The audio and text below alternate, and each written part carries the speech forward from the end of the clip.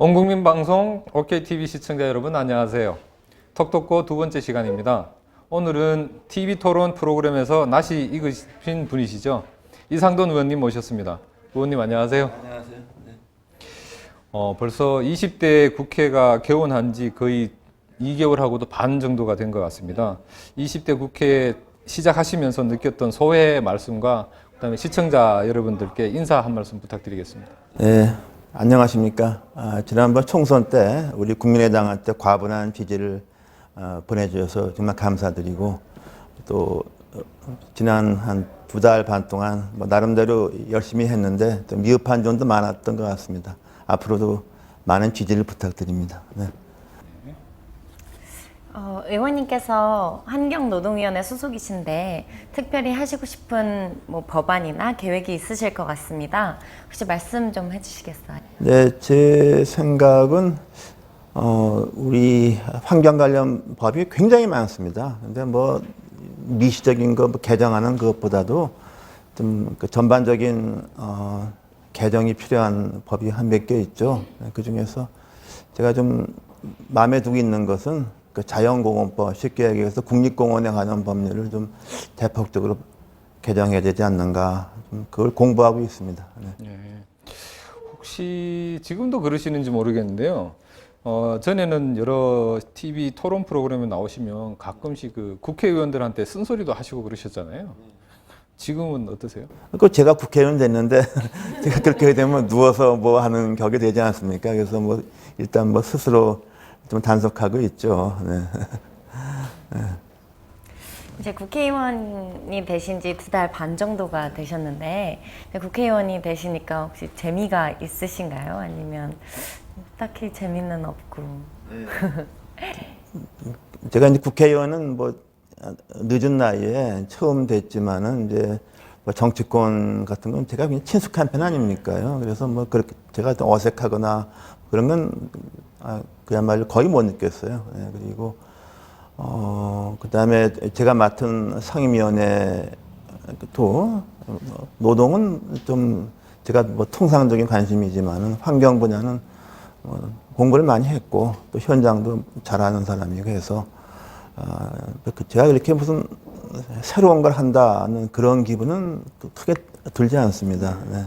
익숙하시다는 말씀인데 그래도 국회의원 되고 나니까 바깥에서 보는 것보다는 이런 건 조금 좋은 것 같더라. 근데 이런 건 좀 싫더라. 이런 게 있었습니까? 좋은 게 있다는 것은 일단은 아무래도 이제 비서진이 생기니까 제가 과거 같으면 제가 좀 일일이 좀 챙겼던 거 좀 부탁할 수 있고 또 그게 또 어떻게 보면 제보다 이제 국회의원이 됨으로써 이제 생기는 일들이죠. 그런 것이고 그다음에 또 좋다고 할 수 있는 것도 있겠지만은 또 불편한 것도 많습니다. 일단 대중교통 같은 거 좀 타기가 좀 굉장히 좀 불편해진 것 같아요. 근데 그래도 가끔씩 타고 다니시죠? 네, 불가피하게 그런 경우도 있고 어떤 경우는 그때 편하죠. 그런데 또 그런 부분이 좀 불편한 면이 있습니다. 네. 그래도 가끔씩 가다가 수행도 안 데리고 어떤 행사나 이런 데 가신다고 들었고. 근데 꼭 국회의원이 수행비서를 대동해야만 되나요? 그런 건 아니잖아요. 네. 그런 거니까 일반적인 지금까지 시선으로 봤을 때는 어딜 가시면 그래도 꼭 데리고 다니고 전용 차 타고 다니시고 이런 거죠. 근데 저도 통상적으로는 그렇게 합니다. 근데 경우에 따라서는 불필요한 경우가 있잖아요. 방금 말씀하셨지만 대중교통 타시면 알아보시고 분이 많아서 좀 불편하지 않으세요? 그런 불편함은 전부터 좀 많이 겪었죠. 제일 불편한 게 뭐냐 하면은 그냥 알아보고 인사하면 괜찮은데 혹시 제가 이제 좀 빈 경우에 제가 앉아 있는데 옆자리 비면요 어디 분이 와서 계속 얘기를 끊고부터 그러면 그거 다 받아들여야 되지 않습니까? 내릴 때까지요? 그렇죠. 그 시간이 굉장히 길어요. 제가 느끼기에. 그러면 주로 지하철을 많이 이용하세요? 아니면 버스가 많이? 그러니까 광역버스 같은 거 타는 게 편죠. 일단 앉으면 그만이니까 좌석이니까 지하철은 마주보고 앉아있으니까. 스피드 퀴즈를 10개 정도 이제 드릴 텐데요. 제가 스피드 퀴즈를 빠르게 10문장을 읽으면 각 문장마다 뭐 이렇게 동의를 하시면 O를, 이건 아닌 것 같다 하면 X를 빠르게 들어주시면 되실 것 같습니다. 네, 스피드 퀴즈입니다.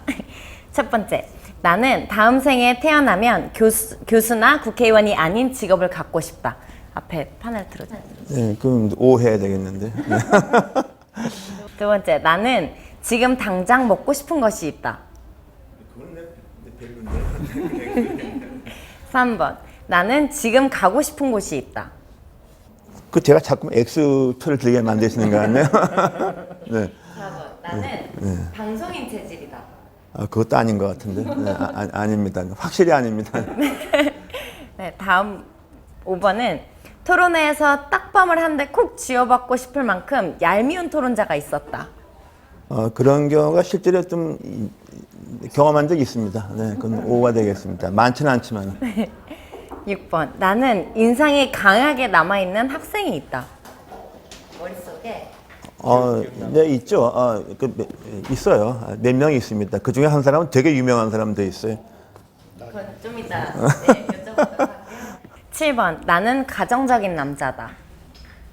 그거 자신 있게 말하기 좀 어렵네요. 드셔야 됩니다. 네, 빠르게 되셔야 그거는 글쎄요. 제가 이렇게 자신 있게 오라고 말하기 좀 어려울 것 같아요. 8번, 나는 내 자녀가 정치를 하겠다고 하면 반대할 것이다. 반대할 것이다. 그러니까 O를 들면은 반대하는 게 돼버리네. 나는 그냥 O를 들어야 되겠는데. 네. 9번, 나는 앞으로도 계속 정치를 할 것이다. 글쎄요, 이게 그리고 제 나이가 워낙 많이 돼서 계속이라는 게 이게 얼마나 되는가 모르겠네. 2대쯤 하셔야죠. 글쎄요, 그건 정말 제가 자신이 없네요. 자신이 없으니까 X를 해야 되겠네. 네, 그건 조건부로 이건 다음 대선 결과에 달렸다 이렇게. 마지막 문제입니다. 나는 내 웃음소리가 특이하다고 생각한다. 글쎄요, 난 뭐 별로 그렇게 생각하지 않는데 생각하지 않으면은 어떻게 되나요? X인가요? X. 네, X 되겠네. 네. 예, 답변 많이 좋은데요. 일단 그 O라고 하신 질문 중에서요. 다음 생에 태어난다면 교수나 국회의원이 아닌 직업을 갖고 싶다라고 해서 오해하셨는데 어떤 직업을 가지고 싶으세요? 글쎄요, 뭐 가장 이상적인 직업은 이렇게 출퇴근 안 하고 좀 자기 혼자 뭐 글을 쓰거나 문필과 같이 좀 그런 게 저도 뭐 그 반 정도는 그거 달성했는데 뭐 그런 게 제일 좋을 것 같고 작가 뭐 저술가 같은 경우 말이죠. 근데 과연 우리나라에서 저술로 그냥 밥을 먹을 수 있을지는 모르겠습니다. 책 한 권 유명하게 잘 쓰면 되지 않나요? 근데 그렇게 유명해서 밥을 먹을 수 있는 작가가 우리나라 10사람이 안 될 거예요. 예. 그게 우리나라 한계죠. 그 굉장히 어려운 직업인데요. 네, 미국 같은 경우는 사실상 어떤 전기 작가가 평생에 그 훌륭한 전기 서너 권 내면 평생에 생활을 하죠. 책 한 권 내면 10년 동안 인쇄로 생활하고 그동안 또 책을 한 거 쓰고 또 10년 동안 또 쓰고 그래서 이제 이게 그 대작들이 나오는데 우리나라는 그게 어려워요. 그리고 또 O로 드신 것 중에서 딱밤을 주고 싶은 얄미운 토론자가 있었다. 네, 그게 있어요. 누구라가 말하기는 어렵고 보면 그 쓸데없는 본질하는 가지고서 이렇게 깐죽건죽하게 말하는 사람들이 있죠. TV 토론 보면은. 토론의 어떤 본질을 벗어나. 네, 본질을 번나가서 지엽적인 거 가지고서 계속 자기 주장을 하고 거기에 대해서 내가 대응하게 되면은 나까지도 우습게 돼버리는 이런 경우가 있죠. 그럴 때는 어떻게 하세요? 그냥 참으세요? 그냥 뭐 넘어가야죠. 그리고 뭐 다른 돌려서 이제 뭐 돌려서 그냥 뭐 얘기를 하고 말아야죠. 거기서 그렇게 되면 뭐 완전히 방송사고 크게 나지 않습니까? 예. 다음에 강하게 인상이 남는 학생이 있다. 그 중에서 유명인도 있다라고 하셨는데. 또 이제 제가 좀 젊었을 때 가르친 학생 중에서 이렇게 공부를 열심히 했다보다는 좀 다른 걸 열심히 했어요. 한 사람은 어떤 그 시민단체 뭐 대표를 요새 뭐 있고, 또 한 사람은 지금 뭐 야권의 지금 뭐 대권 후보라고 반열에 올라 있는 그 유명한 이재명 성남시장 그 중앙대 법대 나왔잖아요. 예. 그리고 또 이제 좀 착실하게 공부하고 뭐 이렇게 변호사 된 뭐 그런 학생도 몇 명 있죠. 네. 그럼 이재명 시장님한테서 가끔씩 어떤 뭐 조언이나 뭐 이런 걸 요청하는 경우가 있습니다. 아, 뭐 그동안 다들 바쁘게 지내다가 이제 이재명 시장이 이제 처음 시장직 할 때, 뭐 그 전에 좀 이렇게 만나고 또 처음에 시장 후보로 나왔을 때, 뭐 출판 기념회 갔을 때 제가 가서 좀 기념사 같은 축사 같은 거 하고 그때 뭐 박원순 시장도 그다 시장이 아니죠. 왔었고 그리고 두 번째 대선 출마할 때 14년이죠. 이렇게 되니까 그때는 제가 이제 그 새누리당 당적이 있으니까 내가 그래서 내가 그 출판 개념면 내가 못 간다. 그래서 대신에 그 책에다가 제가 좀 서문을 하나 같이 써줬죠. 그때 서문을 써준 사람이 현재 문재인 대표, 손학규 전 대표, 박원순 시장 그리고 제가 썼어요. 레벨이 너무 높은 거 같아요. 레벨이 높죠. 그러면요 혹시나 야권 주자로 이재명 시장이 나왔다.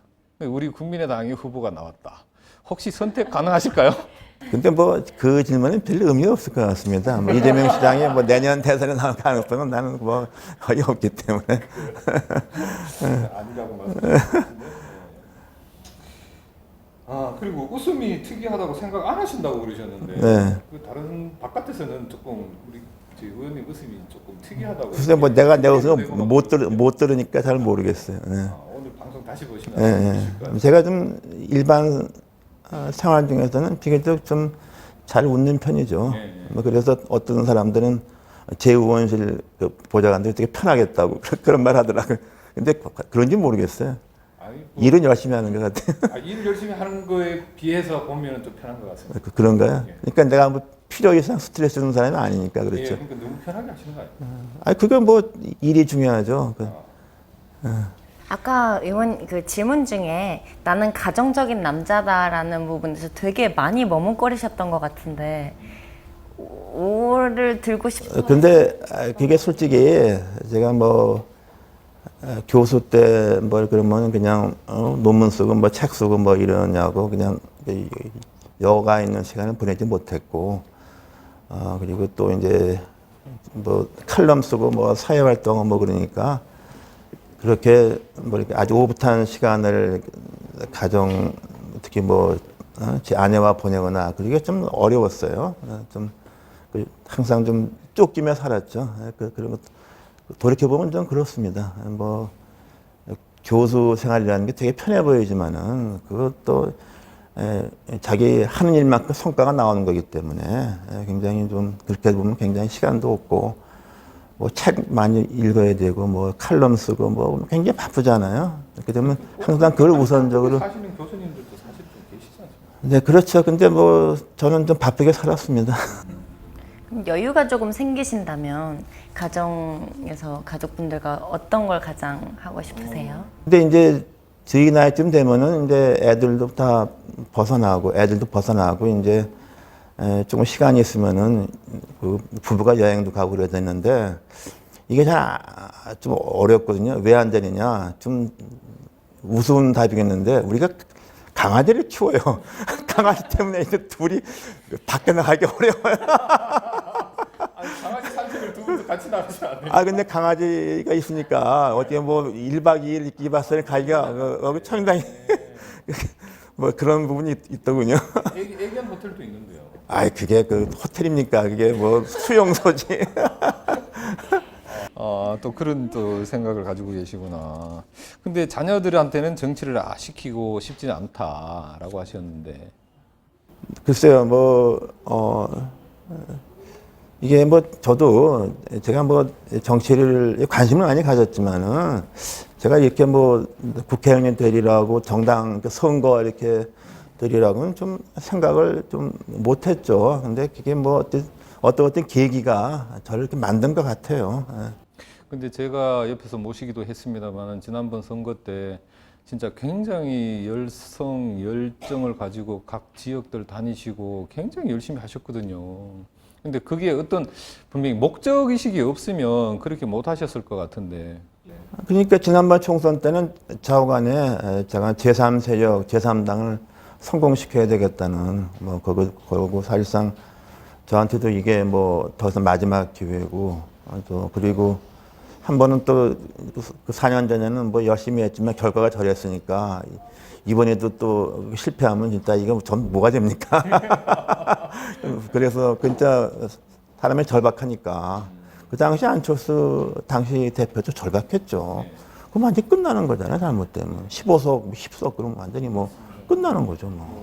두 분뿐만이 아니라 뭐 뭐든 뭐 와야 되는 그러니까 뭐 그런 절박한 심정으로 우리가 선거를 치렀죠. 네. 혹시 안 대표님하고 인연은 언제부터 있는지 여쭤봐도 될까요? 아 그건 제가 여러 번 말씀드린 바가 있죠. 어떤 공개석상에서는 여러 번 만났지만은 1대1로 이렇게 좀 깊이 만난 것은 지난번에 제가 좀 여기 영입될 때 그때죠. 네. 그때로 나서부터. 오케이. 어쨌든 뭐 10가지 질문을 통해서 좀 개인적인 이야기도 많이 들려주셨는데요. 혹시 그 우리 의원님 별명이 뭔지 아십니까? 모르겠는데. 몰라요? 우리 기자들하고 우리 비서실에서는 그 의원님을 부를 때 뭐 별명이라기보다 좀 애칭처럼 부르는 게 있거든요. 성함에서 따가지고 돈이라고 이렇게 부릅니다. 글쎄 뭐 그런 얘기는 들었는데 뭐 기자들이 얘기했는지는 모르겠어요. 네. 혹시 뭐 내가 이렇게 불러줬으면 좋겠다 싶은 아이 뭐 그런 거 없죠. 그런 건 없고 그런 건 없죠. 아니 그 돈이는 기분이 나쁘죠. 아니 그거는 때 제가 어릴 때 우리 학렬이 상자니까 옛날에 어르신들은 이제 학렬을 빼고서 아래 우리 그것만 가지고 부르고 그랬죠. 예. 뭐 그런 거 뭐 그건 뭐 우리 어릴 때는 우리 저 선대에서는 그렇게 많이 불렀습니다. 지금 학렬은 안 따지니까 되지가 않죠. 아 그런 거 보니까 조금 나이가 드신 것 같아요. 4대강에 특별히 시간 투자를 많이 하시는 것 같습니다. 그 블로그에도 가보면 현장 답사 관련된 사진들도 정말 많은데 혹시 녹조와 특별한 원한 관계라도 있으신 건가요? 이게 원래 강에서 생기면 안 되는 거죠. 이게 지금 우리나라 사람들이 문제인 게 지금 어떤 제가 서울에 있는 주요 신문사 논설위원을 만났는데 그 사람이 자기가 어떤 국토부에서 해서 한강 남한강에 보러 갔더니 그게 뭐 괜찮지 않은 거 아니냐 그래. 근데 내가 그래서 당신이 한번 강을 본 적이 있나 그러니까 그 여의도 앞에 흐르는 한강 건널 때 강밖에 본 적이 없다는 거야. 그게 강인 줄 안다고. 파리 사람들이 세느강을 강이라고 보는 거 똑같은 거예요. 세느강은 강이 아니라 콘크리트 만드는 그 인공 물길이라고. 이 지금 한강 이 하류도 한강 종합개발로 인위적으로 보기 좋게 한 거지. 그러니까 대부분 사람들이 특히 수도권 사람들이 이 강을 제대로 본 적이 없어요. 강의 생명력이라는 것을. 그러니까 그게 좀 미국의 큰 도시 보면은 상수원 같은 데가 보면은 굉장히 그 물이 깊이가 않은 강인데 유속이 굉장히 빨리 가는 강들이 있어요. 그런 강은 굉장히 건강하고 그 강을 갖다가 취수해서 수돗물을 쓴다고. 그러니까 우리 사람들이 서울 사람들이 강에 대한 인식이 없는 거예요. 그래서 나는 좀 공부할 때부터 그렇게 봤고 그리고 뭐 4대강 사업이라는 것은 처음부터 대사기극 시작한 거죠. 그리고 난 거기에 대해서 그렇게 우리나라 관료사회 또 지식인들이 배웠다는 사람들 전문가들이 그냥 한순간에 무력하게 넘어지는 거 참 그게 내가 제일 기막히다고 보는 거죠. 뭐 4대강 이야기 나왔으니까 예. 아까 한 가지만 좀 더 짚고 갈게요. 일단 모 인사가 4대강 자체는 문제가 없었다. 근데 현 정부 들어와서 관리를 잘못했기 때문에 녹조가 이렇게 생겨나는 거다라고 이렇게 이야기하고. 이름 좀 합시다. 그건 누구예요? 뉴스 다 나왔어요. 아 한심한 얘기입니다. 난 누구인지 모르겠는데. 그래요? 예. 일단 말도 안 되는. 네, 거기서 우리나라에서 이른바 하천에 관한 학문이 수자원학입니다. 수자원학에 대해서는 우리나라 그 두 명의 70몇 살, 70원, 더보다 10년 많은 원로학자가 계십니다. 제가 그 어떤 신문 칼럼에 그 두 사람이 침묵하지 않았으면 4대강 사업을 못했다고 그랬어요. 두 사람은 내가 뭐 누구라면 다 유명한 사람들이 그 두 사람이 침묵을 했다고. 그러니까 그렇게 된 거예요. 그래서 그 사람 두 사람의 책임이 있다고 내가 신문에다가 실명으로 줘줬거든요. 아무 말도 못해. 내가 진실이니까. 그러니까 그런 맥락에서 지금도 4대강에 대해서는 굉장히 관심을 많이 가지고 계시고 모든 강을 돌아보시면서 어떤 문제점을 찾으시겠고 예, 이게 결국은 뭐 복원시키는 일이 남았다고 보면 이제 재생해서는 못하는 거고 50년 걸린다고 봐야죠. 예. 근데 일부에서는 뭐 반대하신 분들은 볼을 다 철거를 하자라는 것이고 또 4대강을 하신 분들은 아니다 더 두고 보자라는 건데 그 지금 하자간 사람은 말할 자격이 없을 겁니다. 그 4대강 하자가는 사람 중에서 북해 와서 증언한 어떤 교수인가 뭔가 하는 사람이 이게 저기 호수가 생기면 물고기가 많이 생긴다고 그랬어. 물고기 생겼어요. 물고기 씨가 말랐잖아. 말에 대한 책임을 져야 됩니다. 그 대학에서 추방시켜야 돼 그런 것들은. 그 교수가 아니라 것들이야. 그건 완전히. 예. 이제 진짜 내년이면 대선입니다. 우리 당 후보가 만일 승리를 해서 집권을 하게 되면 우리 의원님 혹시 이 자리는 내가 좀 한번 해봤으면 좋겠다라는 자리 있습니까? 글쎄요, 뭐 일단 그 후는 뭐 생각을 해보지는 않았지만은 아무래도 이렇게 되면은 좀 우리나라 국정 전반을 좀 개혁해야 되지 않겠습니까? 뭐 그런 개혁을 하는 좀 어떤 센트럴 같은 어떤 중심추가 있겠죠. 그것이 뭐 청와대건 어디든 간에 뭐 그런 일 한번 하고 싶죠. 근데 그런 일을 하려면 내년 대선에서는 반드시 승리를 해서 집권을 네, 해야 되는데 네. 그 대선의 구도라든지 이런 거에 대해서는 어떻게 생각하세요? 지금 굉장히 우리가 지지율도 총선부터 떨어졌지만은 그렇게 쉽지 않습니다. 왜냐 그러면은 지금 더불어민주당 거기가 우리가 이제 총선 때 정당 투표를 조금 더 땄잖아요. 하지만 그걸 맞다 그래도 거기다가는 정의당 지지표를 더 해야 됩니다. 그럼 그게 35%예요. 그건 콘크리트 지지층이에요. 그리고 또 새누리당에서 거기가 좀 이제 뭐 참 이게 좀 이상하게 됐지만은 거기도 제가 보기에 한 20 내지 25%는 가지고 있어요. 그럼 나머지 우리는 그런 콘크리트 지지층이라는 게 없고 그야말로 이래서는 안 되겠다는 생각을 가진 뜻 있는 국민들이 이게 여기저기 모은 거 아닙니까? 그래서 그런 것을 우리가 잘 해야만 성공할 수 있다고 봅니다. 쉽지 않죠. 네, 물론 이제 저희들이 이제 제2야당이 아닌 정말 제3당이 되어야 된다라고 이렇게 주장하시는 분들도 계시거든요. 그러려면 뭐 정치적으로나 아니 정책적으로나 이념적으로 우리 국민의당이 이런 모습은 좀 꼭 가졌으면 좋겠다라는 게 있습니까? 예, 그러니까 지난번에 이게 총선에서 어떻게 해서 기대보다 많은 표가 나왔느냐는 걸 좀 생각해 볼 필요가 있죠. 전통적인 야당 지지층 표 가지고서 도저히 나올 수가 없는 겁니다. 그러니까 아무래도 이제 그 지금 이명박 박근혜 정부 10년에 대해서 완전히 식상한 그러나 또 더불어민주당과 정의당으로 180도 정권 교체는 좀 머뭇거리고 거기에 좀 유보적이고 또는 반대하는 저는 좀 그런 유권자들을 우리가 좀 존중하고 그분들의 마음을 산다야 한다고 보죠. 뭐 그것하고 또 전통적인 야당 지지층이지만 또 이제 어떤 이유든 간에 뭐 지역이나 뭐 이런 걸로 좀 지지하는 분도 있지만 저는 그것이 두 개가 상충하지 않는다고 봅니다. 지난번 총선에 그거 잘 보여줬잖아요. 네. 그러면 그 혹자는 총선과 대선은 달라서 이번 대선에서 3후보가 나가게 되면 필패할 거다. 야권 단일화가 반드시 있어야 된다라고 주장하시는 분들도 계시거든요. 저는 그렇게 되면은 단일화가 아니라 우리 국민의당이 사실상 좀 이상하게 되는 거죠. 네, 그렇게 되면 우리가 실패하는 겁니다. 네. 근데 그러려면 진짜 국민의당이 독특한 이런 어떤 모습이나 그걸 가지고 밀고 나가지 않으면 안 될 텐데 그것도 쉽지 않을 거라고 생각해요. 네. 그러니까 현재 그 박근혜 정부에 대해서 비판하고 또 대립박성도 좋지만은 또 한편에서는 그냥 또 다른 야당에 머물러서는 좀 어렵다고 봅니다.